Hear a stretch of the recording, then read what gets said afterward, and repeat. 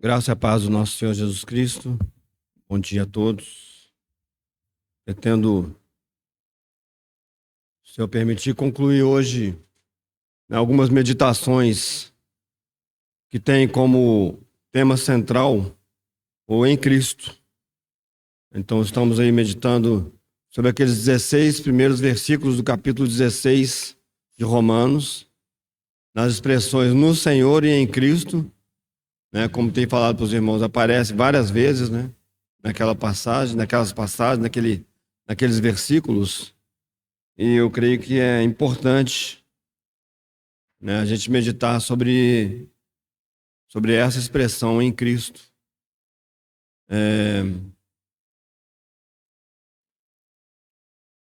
Como eu tinha falado para os irmãos e as irmãs nas 2 semanas anteriores, quando eu leio as expressões em Cristo, me lembro de estar em Cristo, né? Estar em Cristo, no Senhor. Imediatamente isso me remete ali para o Evangelho de João, né? A outros versículos, né? Aquele que está em Cristo, nova criatura é, mas eu vou ler para o Evangelho de João, aqueles capítulos, né? Aquelas passagens que vão do capítulo 13 até o capítulo 17. Então, ali no capítulo, só repetindo, né, irmãos? Ali no capítulo, os capítulos 15 e no capítulo 17, né, essa realidade da unidade com Cristo, ela aparece de uma maneira muito forte, né, e conhecer essa verdade é essencial, essencial. Então, quando eu pensei primeiramente nos capítulos 15 e 17, mas depois eu me lembrei que esses capítulos 15 e 17 estão dentro de um contexto em que o Senhor Jesus ele está com os seus discípulos, no início com os 12, né? Depois, rapidamente, com os 11, porque Judas ele sai. E com esses 11 discípulos, o Senhor Jesus ele então começa a dar direção, a dar princípios, a mostrar como é que seria, né, o serviço, a vida dessas pessoas após a sua partida. O Senhor não esconde deles que iria partir. Chegamos aqui então, né, como já falamos nesses 2 últimos domingos, do 13 até o 15, e hoje eu gostaria de concluir com o 15 e o 17 e uma meditação, né, de uma maneira também prática, né, de alguma coisa que me chama a atenção no Velho Testamento. Então vamos, né, que o Senhor nos conduz aí para a gente conseguir terminar e aquilo que o Senhor desejar expressar, né, que Ele possa falar conosco. Nós chegamos no capítulo 16 e ali o Senhor já tinha introduzido, né, essa ideia, essa realidade ali no capítulo 14 e em outros momentos também, né, quando o Senhor fala a respeito do seu Espírito, do Espírito Santo. Mas no capítulo 16 o Senhor ele abre um pouco mais o entendimento dos seus discípulos para entenderem a respeito do Espírito Santo. Eu gostaria, antes de entrar no capítulo 16, ler lá no capítulo 1 do Evangelho de João, o mesmo Evangelho de João, a partir do versículo 25. Evangelho de João, capítulo 1, a partir do versículo 25. E perguntaram-lhe e disseram-lhe: Por que batizas, pois, se tu não és o Cristo, nem Elias, nem o profeta? João respondeu-lhes dizendo: Eu batizo com água, mas no meio de vós está um a quem vós não conheceis. Esse é aquele que vem após mim, que foi antes de mim, do qual eu não sou digno de desatar as correias das sandálias. Essas coisas aconteceram em Betânia, do outro lado do Jordão, onde João estava batizando. No dia seguinte, João viu a Jesus que vinha para ele e disse: Eis o Cordeiro de Deus que tira o pecado do mundo. Este é aquele do qual eu disse: Após mim vem um homem que foi antes de mim, porque já era primeiro do que eu. Eu não o conhecia, mas para que ele fosse manifestado a Israel, vim eu, por isso batizando com água. E João testificou dizendo: Eu vi o Espírito descer do céu como uma pomba e repousar sobre ele. E eu não o conhecia, mas o que me mandou a batizar com água, esse me disse: Sobre aquele que vires descer o Espírito e sobre ele repousar, Esse é o que batiza com o Espírito Santo. E eu vi e tenho testificado que este é o Filho de Deus. Senhor, estamos novamente juntos, Senhor, não para um momento de lazer, um momento de aumentar o nosso conhecimento bíblico, Senhor, não para um momento, Senhor, de satisfazermos, Senhor, as necessidades religiosas, Senhor, que temos, Senhor, mas estamos juntos, Senhor, para sermos confrontados pela Tua palavra, Senhor. Senhor, estamos juntos, Senhor, para sermos quebrantados pela Tua palavra, Senhor. Senhor, estamos juntos, Senhor, Senhor, para que, Senhor, o nosso coração se humilhe diante de Ti, Senhor, para que o Senhor possa, Senhor, ganhar mais um pouco das nossas vidas, fazer com que Cristo cresça e com que nós diminuamos, Senhor. É para isso que estamos abrindo a Tua palavra, Senhor. Senhor, como necessitados de Ti, Senhor. Senhor, nós estamos aqui nessa manhã mais uma vez, Senhor, pedindo, rogando, Senhor, a Ti, implorando a Ti, Senhor. Senhor, que o Senhor conquiste os nossos corações, Senhor, através da leitura e Senhor, dos pensamentos, Senhor. Senhor, e das conversas, Senhor, que teremos, Senhor, com respeito à Tua palavra, Senhor. Senhor, nós abrimos mão de todo conhecimento humano, Senhor. Senhor, que não contribuirá, Senhor, de maneira nenhuma, Senhor, para que as nossas vidas sejam transformadas, Senhor. E nos colocamos à Tua disposição, Senhor, para que a Tua própria palavra, Senhor, que é como uma espada de dois gumes, Senhor, penetre, Senhor, nos nossos corações, Senhor. Senhor, e possa dividir, Senhor, alma e espírito, Senhor. Senhor, e nos levar, Senhor, a uma vida de consagração absoluta a Ti, Senhor. Senhor, estamos juntos nessa manhã, Senhor, rogando a Ti, Senhor, e desejando, Senhor, que sejamos libertos dos nossos pecados, Senhor. Senhor, da idolatria do nosso coração, Senhor, para que o Senhor reine absoluto, Senhor. Senhor, e o Senhor possa testemunhar de Ti mesmo através de nós. É isso que pedimos a Ti, Senhor. Senhor, e é essa a razão pela qual nós abrimos a Tua palavra nessa manhã. Senhor, e estamos na expectativa, Senhor, porque o Senhor é um Deus que fala, Senhor, de que o Senhor fale conosco nessa manhã, Senhor, para glória, louvor e honra do Teu nome. Em nome de Cristo Jesus, nós oramos e agradecemos a Ti. Amém, Senhor. Começa a briga com o microfone. Ou com o pedestal, né? Irmãos, nesse final de semana, na sexta e ontem, nós tivemos um momento com os adolescentes e pré-adolescentes e da minha parte, né, eu posso dizer para os irmãos que eu fui muito abençoado.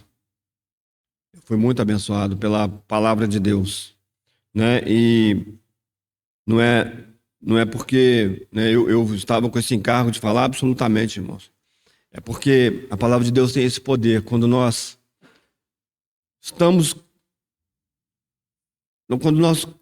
vamos para a palavra de Deus, para meditar a respeito dela, e quando nós comentamos, quando nós conversamos a respeito dela, ela é poderosa para fazer em nós esse trabalho para o qual ela foi determinado, de glorificar Jesus Cristo, de nos mostrar os nossos pecados, de trazer luz para as nossas vidas, de nos lavar, porque é a palavra de Deus. É a palavra de Deus. Então nós precisamos, né, lembrar sempre disso. Né? E eu estou falando isso, fui muito abençoado, irmãos, porque teve uma coisa que eu falei para os adolescentes e pré-adolescentes, né, para os meninos e meninas, que tocou o meu coração, né? Não estava planejando falar, né, esta frase para eles, né, embora o contexto fosse eles, mas eu disse para eles o seguinte, falei, olha, nós precisamos começar, ou nós precisamos continuar a tocar nas coisas espirituais e a ver todas as coisas como coisas espirituais. E eu acho que isso é uma palavra para todos nós. Para todos nós. Porque o grande risco que nós temos é que nós separamos algumas coisas que são espirituais de algumas coisas que nós julgamos que não são espirituais. Então, o meu trabalho não é espiritual. A escola não é espiritual. Né? O futebol, as coisas que eu vejo, essas coisas elas não têm um fundo espiritual, não há nada por trás dessas coisas, são coisas naturais. Quando na verdade, e isso também eu desejo falar para os irmãos e falei para eles, né, não existe nada cinza neste mundo. É preto ou branco. Ou nós estamos engajados, né, fazendo os desejos e a vontade das trevas e do príncipe desse mundo, ou nós estamos engajados e fazendo a vontade do Deus eterno que nos criou e que nos salvou. Então é preciso que nós entendamos isso. E quando nós chegamos aqui no capítulo 16 de João, e a minha consideração nessa manhã, nesse capítulo, né? Depois 17, mas a minha consideração nesse capítulo tem muito a ver com essa questão do Espírito Santo. O Espírito Santo. A gente, às vezes, eu pelo menos posso dar esse testemunho para os irmãos, que falar sobre o Espírito Santo não é fácil no contexto que nós vivemos. Porque existem algumas linhas de pensamento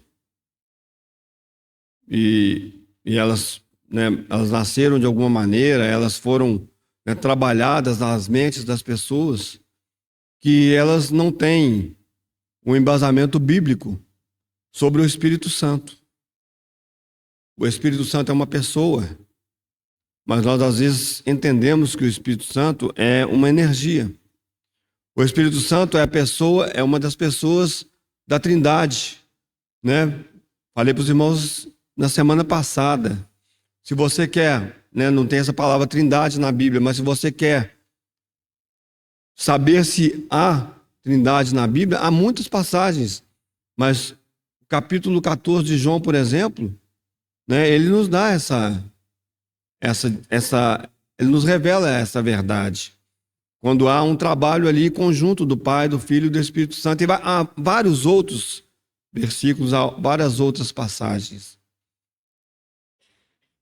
O Espírito Santo, ele é, na nossa era, e aí eu estou generalizando, né?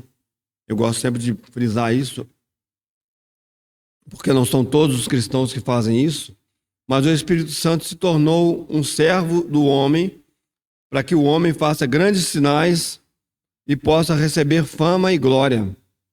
Né? Então nós falamos, né, de uma maneira atrevida e absurda, né, que nós vamos marcar para a semana que vem um culto onde haverá curas. Né? Então nós achamos que o Espírito Santo de Deus, ele vai nos obedecer porque nós vamos jejuar, nós vamos orar, nós vamos fazer algumas coisas e no dia em que as pessoas se reunirem, terá que haver poder em mim para curar as pessoas. Né? E essas coisas muitas vezes muitas vezes elas não dão certo, elas não funcionam, e aí nós temos que usar de artifícios humanos para que as pessoas não fiquem insatisfeitas. O Espírito Santo não é o nosso servo. O Espírito Santo, ele é Deus. Ele é Deus. E é interessante, irmãos, porque o Senhor Jesus, no capítulo 16, ele começa falando a respeito, né, de como seria, né, como seriam os dias após a sua partida. Ele começa dizendo assim: tenho-vos dito essas coisas, para que vos não escandalizeis. Expulsar-vos-ão das sinagogas. Vem mesmo a hora em que qualquer que vos matar cuidará fazer um serviço a Deus. E isso vos farão porque não conhecem ao Pai, nem a mim. Mas tenho-vos dito isso a fim de que, quando chegar aquela hora, vos lembreis de que já vô-lo tinha dito. Eu não vos disse isso desde o princípio, porque estava convosco. E agora vou para aquele que me enviou, e nenhum de vós me pergunta: para onde vais? Antes, porque isso vos tenho dito, vosso coração se encheu de tristeza. Versículo 7. Todavia, digo-vos a verdade, que vos convém que eu vá, porque se eu não for, o Consolador não virá a vós. Mas se eu for, enviá-vo-lo-ei. E quando ele vier, convencerá o mundo do pecado, da justiça e do juízo. E ele continua falando, ele continua explicando isso, né? E a primeira coisa que eu gostaria de trazer para os irmãos com respeito ao Espírito Santo é que a obra completa do Calvário, ela se dá na morte, na ressurreição do nosso Senhor Jesus, que venceu tudo, e na sua glorificação. O Senhor Jesus, ele sobe aos céus, ele é glorificado. E quando ele é glorificado, ele envia o seu Espírito Santo. Os irmãos se lembram que no próprio Evangelho de João é dito que o Espírito Santo ainda não havia sido dado, porque Jesus ainda não havia sido glorificado. Quando ele é glorificado, o Espírito Santo vem para dar início à era da igreja nessa terra. O Espírito Santo, ele é aquele que vai nos guiar para dentro de toda a verdade. O Espírito Santo é aquele que convence do pecado. Então, se você e eu testemunhamos hoje que nós somos filhos de Deus, porque um dia na nossa história nós entendemos a nossa miséria, a nossa completa perdição e incapacidade de vermos a Deus, é porque o Espírito Santo abriu o seu olho. E abriu os seus olhos e os meus olhos. Foi isso que aconteceu. Um dia o Espírito Santo mostrou para você a pureza e a santidade de Deus e a sua impureza e a sua falta de santidade. Um dia o Espírito Santo mostrou para você que você estava destinado a uma eternidade sem Deus. E o Espírito Santo continua fazendo essa obra. E as coisas desse mundo, elas não vão piorando de uma maneira, né, alucinante, né? Porque o Espírito Santo ainda está atuando nesse mundo. O Espírito Santo tem o seu povo, o povo de Deus ainda atuando nesse mundo. Então, o trabalho do Espírito Santo, né, ele é muito claro. Ele não é para me encher de poder, para eu aparecer para os outros, para eu falar em línguas, para eu fazer sinais. Não é. O Espírito Santo, o trabalho dele não é esse. Isso pode acontecer, mas isso só vai acontecer para glorificar a Jesus Cristo. E é interessante porque o Senhor Jesus, aquele sobre quem veio o Espírito Santo e pousou, né, desse testemunho de João, o próprio Senhor Jesus, ele fala, a palavra de Deus dá testemunho a respeito do Senhor Jesus de que ele não curou em todos os lugares que ele foi, ele não ressuscitou todos os mortos que morreram enquanto ele estava nesse mundo, né?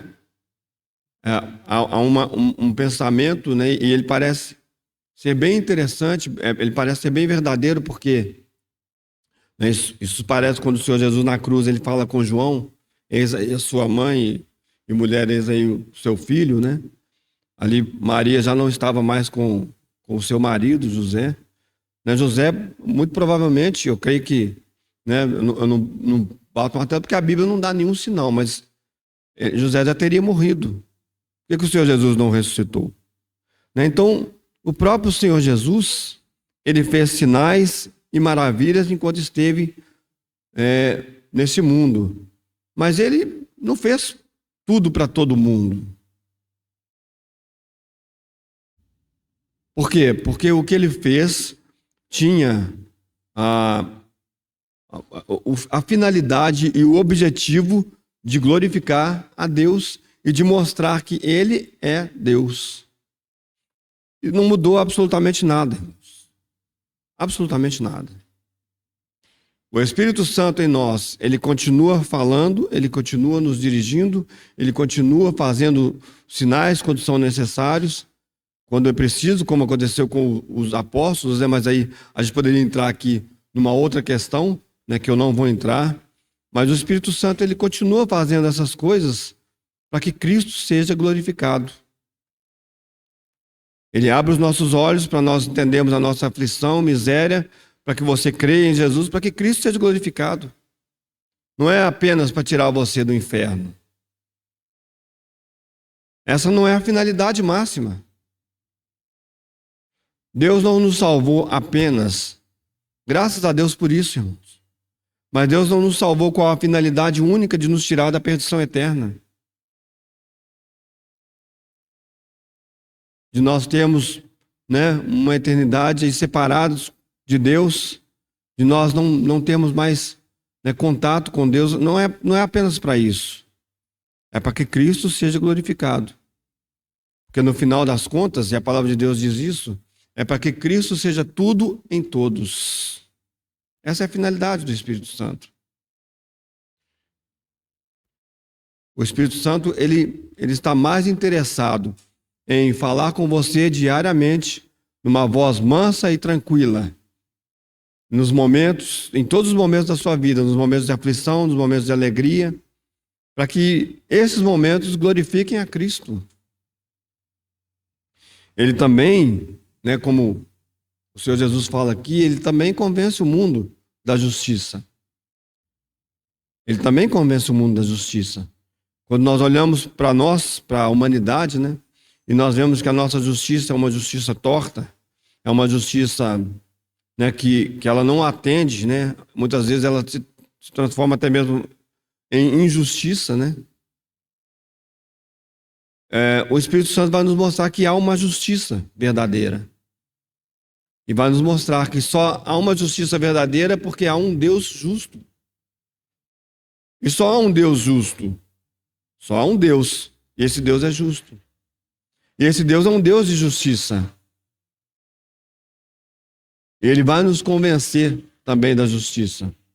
Ele vai dizer para nós, esse Deus justo não aceita o pecado. Mas esse Deus justo, ele próprio fez a justiça que era necessária ao entregar o seu Filho, o justo, Jesus Cristo, para morrer por nós, para que as demandas da justiça elas se cumprissem, para que a necessidade da justiça ela fosse satisfeita. E ele também convence do juízo. Ele também diz, Deus, ele não está com os olhos fechados, ele não criou o homem, ele não mandou o seu filho, ele não fez todas essas obras e está deixando agora o mundo, né? Já fiz demais, né? Já fiz tudo que precisava fazer. Não, o Senhor, ele olha dos céus e ele aguarda. E o Espírito Santo dá testemunho e nos convence de que haverá um dia em que o Senhor julgará todas as coisas. Todas as coisas. E também ele testemunha de que todas as coisas também foram julgadas, todos os nossos pecados, toda a maldade humana foram julgados em Cristo Jesus. E porque as pessoas serão julgadas e elas não terão, né, não alcançarão misericórdia porque elas não creem naquele que foi julgado por causa dos seus pecados, dos nossos pecados. Então essa é a obra do Espírito Santo. O Consolador. E é interessante porque o Senhor Jesus, quando ele fala para os seus discípulos, ele diz, convém que eu vá e que ele venha. E ele falando a respeito desse Espírito, para que ele venha, ele falando a respeito desse Espírito Santo, ele fala, ele é um com a minha essência, exatamente como eu. Vocês não estarão sozinhos, vocês não vão ficar órfãos. Podem ficar tranquilos. Eis que estou convosco todos os dias até a consumação dos séculos. Porque o Espírito Santo, ele veio habitar em nós, ele está conosco e ele estará conosco por toda a eternidade. Mas lembrem-se, é uma pessoa da Trindade. E é interessante porque aqui também no capítulo 16, nós temos esta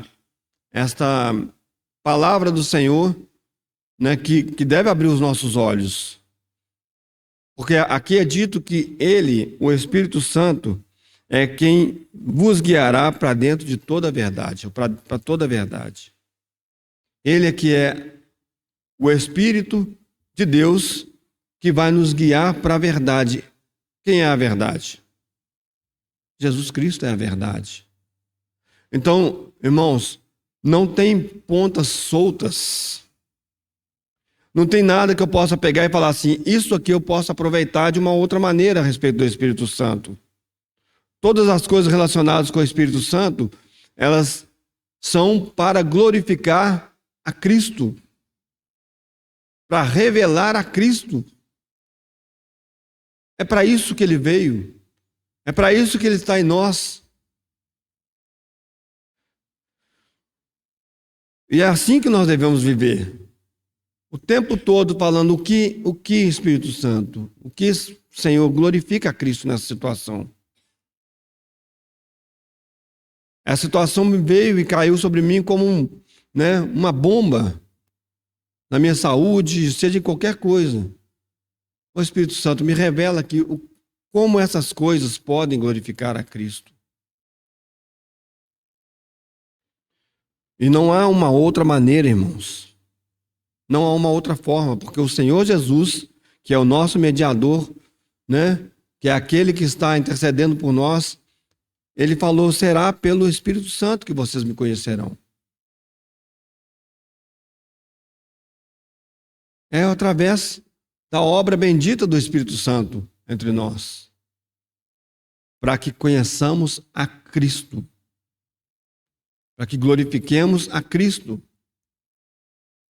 Então, o capítulo 16, ele tem outras coisas que nós poderíamos tirar aqui. Aí, se os irmãos depois, nessa perspectiva do em Cristo, os irmãos estudarem os capítulos do 13 até o 17, com certeza, o Senhor dará outras revelações, ou dará revelação aos irmãos, para que os irmãos entendam, porque é muito rico isso, irmãos. Agora, existe essa verdade, e ela precisa ser dita. Para estarmos em Cristo, nós temos que ter sido batizados no Espírito. E cuidado, porque isso também é uma expressão confusa. Que batismo é esse? A palavra de Deus diz que nós fomos batizados no corpo pelo Espírito. Corpo de quem? De Cristo. Se você quer estar em Cristo, você tem que ser batizado pelo Espírito Santo no corpo de Cristo. Quem não conhece a Deus, quem não foi batizado no corpo, não está em Cristo. Isso é óbvio. É óbvio. Pode ser a melhor pessoa desse mundo, pode ter os melhores atrativos humanos, mas a carne para nada aproveita. Para nada aproveita. Não haverá nada que agrade a Deus numa pessoa que não está em Cristo. Agora, cuidado, porque se você diz que você está em Cristo e você foi batizado no corpo, você deve viver, nós devemos viver em conformidade com essa verdade. Então, tenham isso em mente aqui no capítulo 16. Eu poderia talvez colocar dessa maneira como um grande resumo. Qual é o trabalho do Espírito Santo em todas essas coisas? Glorificar a Cristo. Glorificar a Cristo.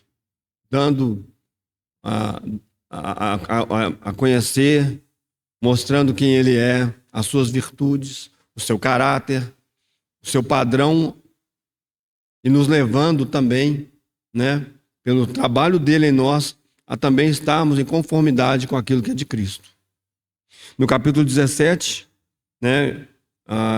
esse capítulo belíssimo da oração em que o Senhor Jesus, Ele faz por nós.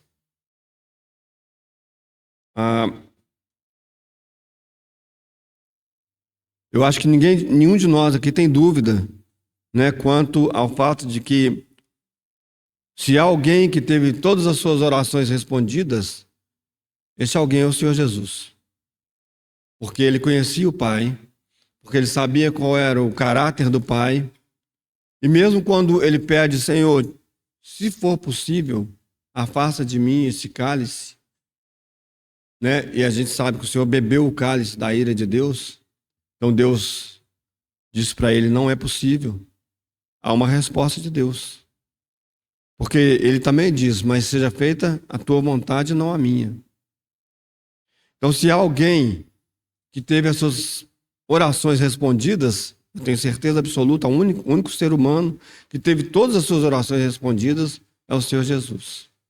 E depois nós não vamos ler, porque o nosso tempo ele não nos permite, mas depois os irmãos leiam com cuidado a oração que o Senhor faz aqui no capítulo 17 do Evangelho de João.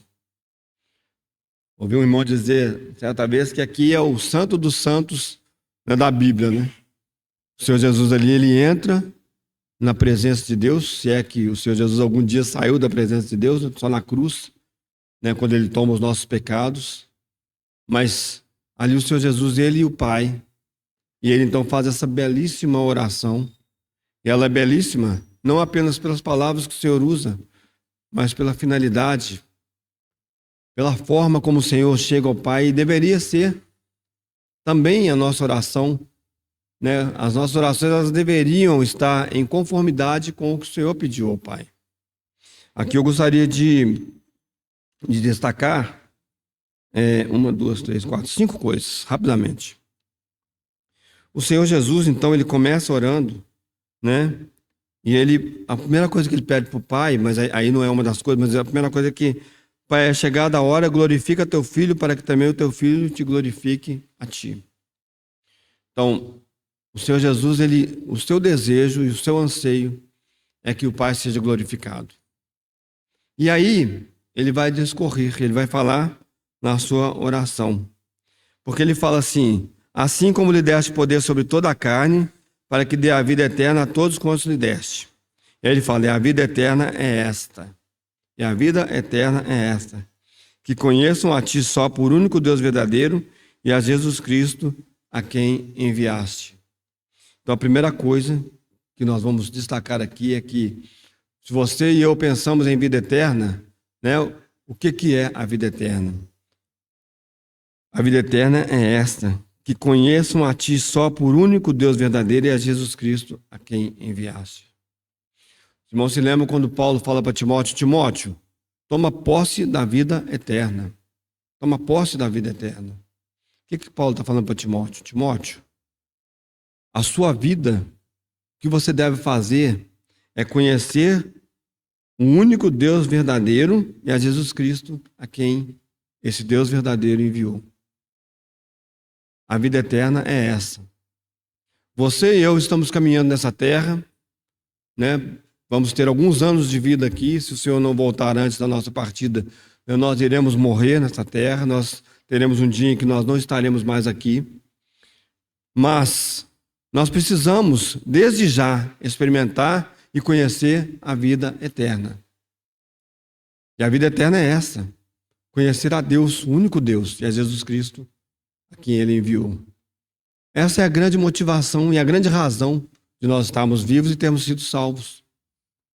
Essa é a ocupação da minha mente, ou deveria ser a grande ocupação da minha mente.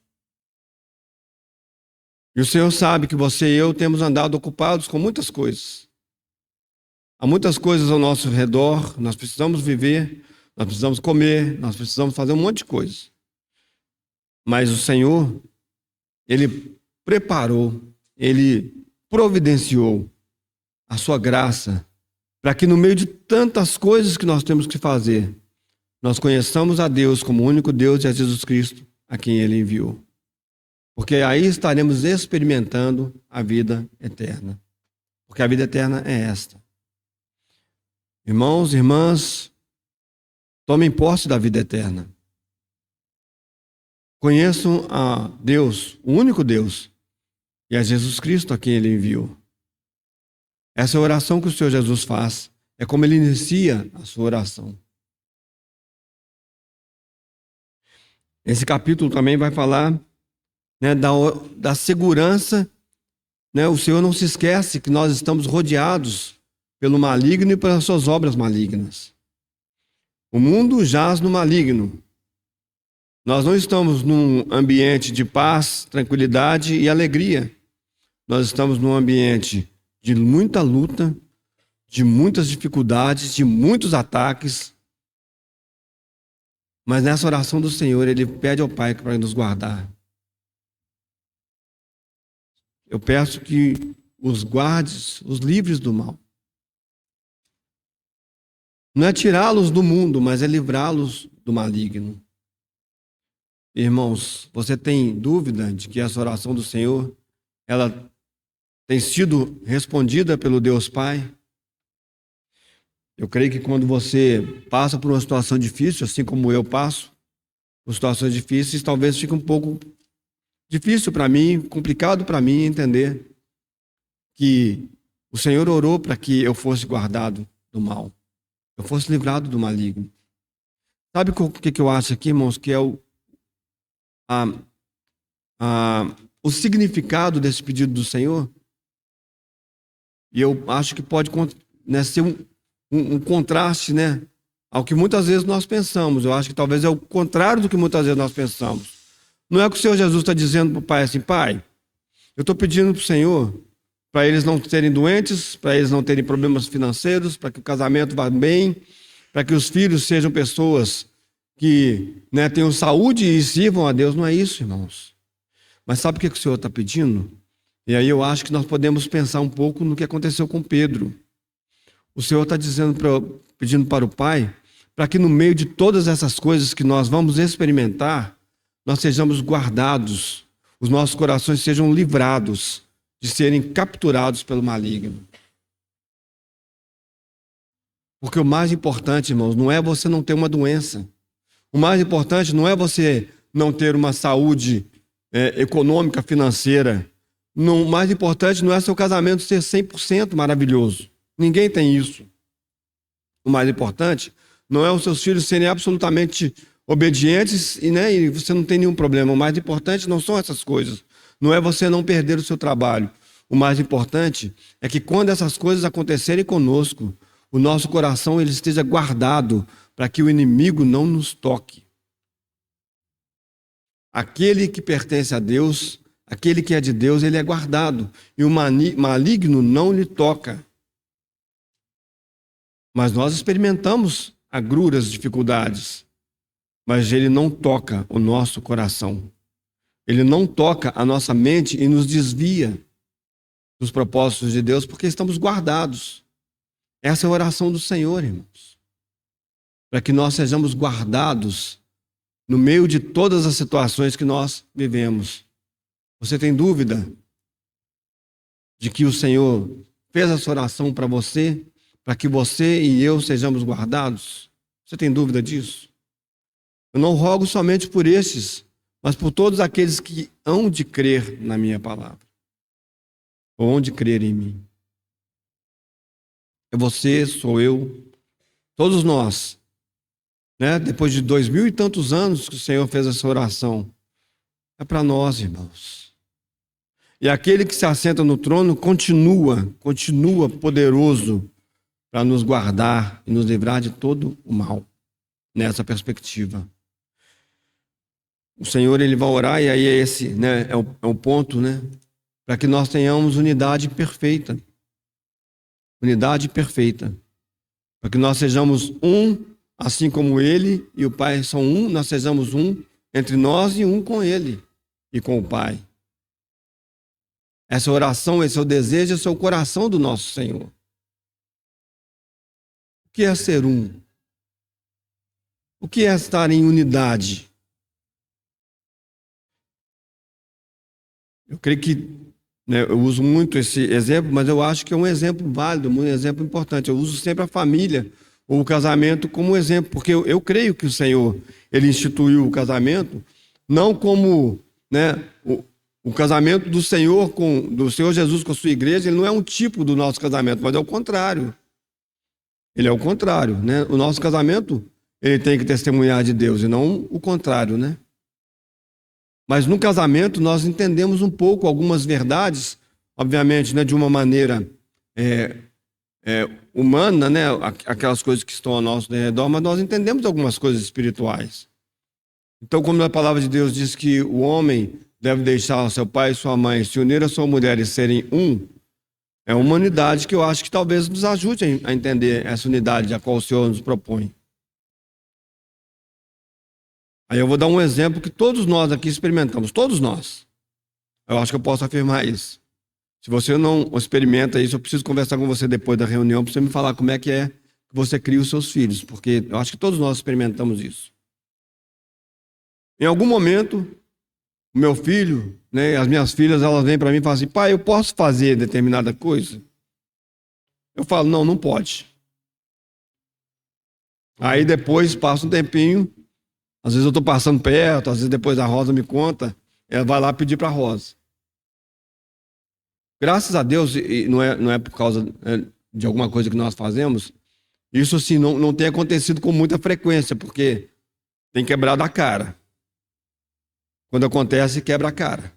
Porque a resposta ela é a mesma, né? Por causa de algumas coisas que a gente crê e a gente tem que ser fiel àquilo que a gente crê. Mas isso não acontece, irmãos, algumas vezes. Eles sabem. Eles sabem que se um dos dois ali, né, tiver um pouquinho divergente com relação às coisas, eu encontro um caminho para fazer o que eu quero. Aí eu vou no pai, se deu certo, eu vou na mãe, ou o contrário, né? Eu creio que unidade é isso, irmãos. É quando nós estamos conectados. E aí você fala para mim assim, eu posso fazer isso? Eu falo, não pode. Aí você vai numa outra pessoa que também está conectada naquele mesmo pensamento, fala, eu posso fazer isso? Não pode. Ixi, eu não posso mesmo não, né? Não encontrei espaço para minha... Irmãos, é exatamente uma unidade perfeita, né? Muito mais perfeita do que isso, para a qual nós somos chamados. É que quando o testemunho de Jesus Cristo for ser dado, né, quando nós formos falar em nome de Cristo ou orar em nome de Cristo, né, não tem nada diferente daquilo que o próprio Senhor Jesus já falou, das suas orações, daqueles que conhecem a Cristo. Tudo está de acordo com a palavra de Deus. Eu não vou sair pedindo coisas ou fazendo coisas que desagradam a Deus. Porque é a mente de Cristo. É como Cristo pensa e não como eu penso. E o Senhor, Ele ora para que nós tenhamos essa unidade. Essa unidade absolutamente perfeita, irmãos. Porque quando alguém falar assim, alguma coisa a respeito da palavra de Deus, ou a respeito do testemunho de Deus, ele vai encontrar em mim uma resposta que está de acordo com o testemunho de Cristo, com a palavra de Deus. Não vai ter nada diferente. É por isso que às vezes a gente cai em umas pegadinhas, né? Porque a nossa vida, ela não expressa de uma maneira real um testemunho de unidade com Cristo ou com os irmãos. E aí alguém olha e fala assim, ué, essa pessoa, ela nem se parece um cristão, né? E hoje em dia é muito difícil encontrar esse tipo de situação, né? Essa pessoa não se parece um cristão, que deveria ser o quê? Um seguidor de Cristo. Essa pessoa, ela age, ela está muito mais em unidade com o mundo do que com Cristo e com a sua igreja. Porque a sua vida, ela é um testemunho de coisas que todo mundo faz. E o gospel, né? Colocar o gospel na frente das coisas nos deu muito disso, né? Então vamos para balada gospel, vamos para não sei o que gospel, mas é igualzinho o mundo. Não testemunha de Cristo. Qual que é o testemunho de Jesus Cristo, irmão? Santidade, pureza, diferença desse mundo. Eu não tenho nada a ver com esse mundo. Esse aí se aproxima o príncipe desse mundo e eu não tenho nada com ele. Ou ele não tem nenhuma legalidade em mim, ele não encontrou absolutamente nada em mim que ele possa usar. E aí é difícil para nós a gente escapar dessa realidade. Ou melhor, é impossível para nós escaparmos dessa realidade. E também nesse capítulo 17, irmãos, a oração do Senhor é para que nós vejamos a sua glória. O Senhor ora para que nós vejamos a sua glória. Nós a veremos um dia, quando estivermos com o nosso Senhor Jesus face a face. Nós veremos a sua glória. Mas, irmãos, hoje já é possível, né, por uma antecipação, com os olhos da fé, nós vemos a glória do nosso Senhor. Ele é glorioso. Então o Senhor ora para que vejamos a sua glória. E quando nós vemos a glória de Cristo, há um esvaziamento de todas as outras glórias, entre aspas, que existem ao nosso redor. Então, tudo que parece belo, atraente, tudo que parece ser bom, mas não é de Deus, perde o valor e o poder quando nós vemos a glória de Cristo. Quando nós vemos que Ele está sentado num trono. Ele é Rei e Senhor, Senhor dos senhores, Rei dos reis, e o será por toda a eternidade. Então nós precisamos, orar para que essa oração ela seja real nas nossas vidas. E que há muitas outras coisas aqui, irmãos, é um poço muito fundo, muito cheio de verdades gloriosas para nós, nesse capítulo 17 e em todos esses capítulos que nós meditamos a respeito aqui. Então nós precisamos pedir ao Senhor, Senhor, abre os meus olhos para eu ver o que o Senhor deseja da minha vida. E aí eu gostaria de encerrar, irmãos, eu não vou ler, eu vou apenas passar o que eu tenho pensado numa situação que eu acho que ela tipifica muito essa questão de nós estarmos em Cristo, de algo que está lá no Velho Testamento. Então eu gostaria depois os irmãos leiam, está lá em 1 Samuel, a história de Davi, o seu relacionamento com Jonatas e o seu relacionamento com aqueles homens que se tornaram os valentes de Davi, aquelas pessoas que estiveram com o Senhor. Então você tem em Jonatas, é como eu vejo, pode haver perspectivas diferentes, mas a história de Jonatas, ela não vou dizer me perturba porque é muito forte, mas assim, eu fico pensando assim, como que Jonatas foi muito próximo de alguma coisa que poderia ter sido tão gloriosa para a vida dele. Nós sabemos quem é Jonatas. Jonatas é filho de Saul, E naquele período em que Davi então, ele começa a servir, a gente sabe a história, para encurtar. Ele começa a servir ali a Saul, Porque Saul o Senhor tinha destituído Saul e tinha ungido Davi, rei de Israel, E Deus fala, encontrei um homem segundo o meu coração, que é Davi. E quando Davi se encontra com Jonatas, a palavra de Deus diz que as suas almas se apegam. Não é nada homossexual, não é nada disso. Eles se tornam como irmãos. Não tem nada dessa história, tá, irmãos?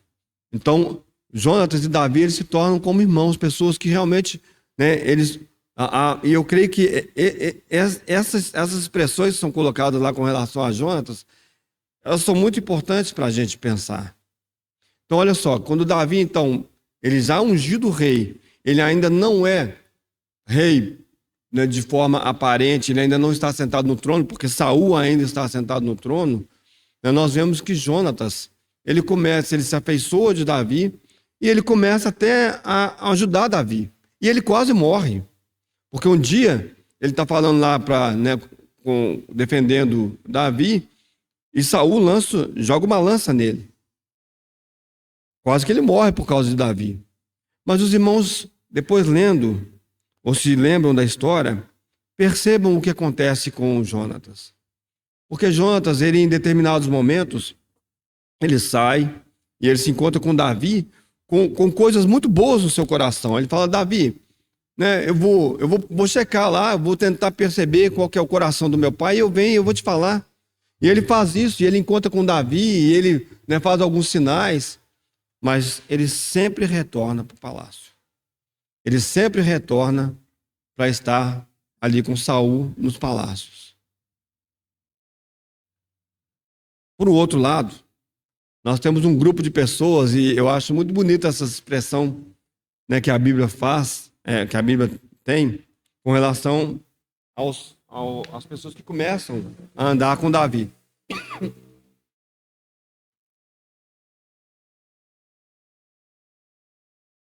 Em um determinado momento da vida de Davi, que ele foge e ele vai para a caverna. Nós conhecemos essa história, E quando ele está nessa caverna, começam a chegar pessoas e elas começam a ficar ali com Davi, com a sua família, e começam a chegar pessoas. E é muito bonito, porque a Bíblia fala assim: os amargurados de espírito, os endividados. São pessoas que elas começam a se aproximar de Davi. E essas pessoas, elas passam com Davi todo aquele período em que Davi tem que fugir de Saul, está no deserto. Os irmãos já pensaram nisso? Vocês acham que havia provisão o tempo todo ali para aquelas pessoas? Comida, água? Aquelas pessoas, elas estavam com Davi ali e certamente, né, as coisas ou eram muito contadinhas ou havia falta de alguma coisa. Mas era o rei de Israel que estava no meio deles. E Jonatas estava com Saul no palácio. Isso não toca o nosso coração? Porque estar em Cristo, para mim, é você estar com o Senhor Jesus, que já foi ungido rei, mas que ainda não é rei de forma aparente para esse mundo. Ele já é rei sobre todas as coisas, ele domina sobre todas as coisas foram criadas por meio dele e são sustentadas por ele, não há dúvida com relação a isso, mas as pessoas ainda não o consideram rei. Quem aqui pode dizer assim: eu fui a Jesus porque eu pensei um dia, eu acho que tem coisas que eu posso fazer que pode ajudar Jesus, né, nesse projeto aí de ser rei sobre toda a terra, né? Nenhum de nós. Fala assim: Senhor, eu sou endividado, amargurado de espírito, pobre, eu estou necessitado, mas eu encontrei e eu creio que o Senhor é rei. E eu creio mais do que isso, eu creio que o Senhor vai reinar sobre toda a terra, assim como o Senhor reina hoje no céu de maneira absoluta. O Senhor vai reinar de maneira visível nessa terra. Mas, irmãos, ainda há perseguição. Você e eu ainda não estamos, né, para usar essa expressão que o Pablo já usou aqui algumas vezes, nós ainda não estamos em casa. Mas nós estamos nesse deserto, nós estamos andando pelas cavernas, né? Nós estamos ainda aguardando que o nosso Senhor, ele se manifeste como rei sobre toda a terra que ele de fato é. E é bonito porque em 1 Crônicas, capítulos 11 e capítulo 12, a Bíblia fala assim: estes são os valentes de Davi. Eu posso estar enganado, tenho falado isso por muitos anos, posso estar enganado, mas é a leitura que eu faço. Quem são os valentes de Davi? São os endividados, amargurados de espírito, que permaneceram fiéis ao seu lado durante toda aquela caminhada, aprenderam do rei, aprenderam da conduta do rei, aprenderam a escutar o coração do rei. Essas pessoas, elas lutam pelo rei e fazem aquelas coisas que são necessárias para que o rei ele tenha a sua glória reconhecida. Uma das passagens mais belas que eu conheço na Bíblia, né, nessa caminhada dessas pessoas com Davi, é quando o rei Davi, ele suspira pelas águas lá do poço lá de Jerusalém, fala: nossa, eu gostaria tanto de beber aquelas águas. Ele suspira. Ele não suspirava. Quando você suspira, ele não gritou aquilo. E a Bíblia fala que alguns dos seus valentes que estavam próximos ouviram. Ele fala assim: é isso que ele quer? É isso que nós vamos trazer para ele. E eles rompem no meio do acampamento inimigo, com o risco das suas próprias vidas, porque o Davi fala depois: eu não bebo essa água de jeito nenhum. Essa água foi trazida com o risco de vocês morrerem. Mas eles trazem da água, irmãos. Eles entregam para o Senhor. Eles entregam para Davi. Irmãos, o Senhor Jesus, ele não precisa de nós. Ou ele nunca precisaria de nós. Mas ele escolheu nos fazer seus servos. Foi essa maneira como ele escolheu, e isso é lindo, isso é maravilhoso. E hoje o Senhor Jesus suspira. O meu desejo para a minha igreja, o meu desejo nesse mundo é esse. E se você e eu não estivermos próximos do Senhor, nas cavernas, se nós não estivermos andando junto com o Senhor, nós não estaremos entre aqueles que ouvem o suspiro do Rei. Isso é estar em Cristo. Concluindo tudo que eu falei para os irmãos. E os irmãos vejam qual foi o fim de Jonatas. Se a Bíblia testemunha desses valentes de Davi, que eles se tornaram pessoas, né, que tiveram os seus nomes gravados, né, como pessoas que foram valorizadas pelo rei, né? Há um memorial diante do Senhor, né? Se essas pessoas receberam glória por causa do rei, Jonatas morre no campo de batalha com o seu pai. Tem uma passagem dessas conversas de Jonatas com Davi que ele fala assim: quando você for rei, eu estarei com você. Jonatas não experimenta isso. Ele não estará com Davi, porque ele não estava, me permitam a expressão, em Davi. Ele não estava com Davi. Ele tinha interesses, ele sabia o que era certo, mas ele não ficou, ele não permaneceu, como a gente vê em João capítulo 15, ele não permaneceu com Davi. Irmãos, esse é o grande risco que nós temos. De nós até fazermos coisas para Deus. Nós até orarmos e nós parecermos, né? Porque nós vimos o Senhor, mas nós perecermos. Como falei, né, nesses compartilhares passados. Né, aquele ramo que não dá fruto, meu pai o corta. E ele é lançado fora, e ele seca. E aí lá a gente tem em 1 Coríntios a explicação. Obras que não serviram para nada. Eu avisei para Davi que meu pai estava bravo com ele, queria matar ele. Eu fiz isso, eu fiz aquilo outro. Mas no fim das contas eu fui lançado fora e eu morri. Porque eu não estava protegido com Davi e os seus homens. Eu não era protegido pelo rei. Eu não estava com ele. Meus pensamentos não eram os mesmos pensamentos dele. Eu não ouvia o bater do seu coração e os seus suspiros. Só esses é que estarão e reinarão com Davi. Assim como, irmãos, eu não vou entrar nesse detalhe, mas eu concluo dizendo isso.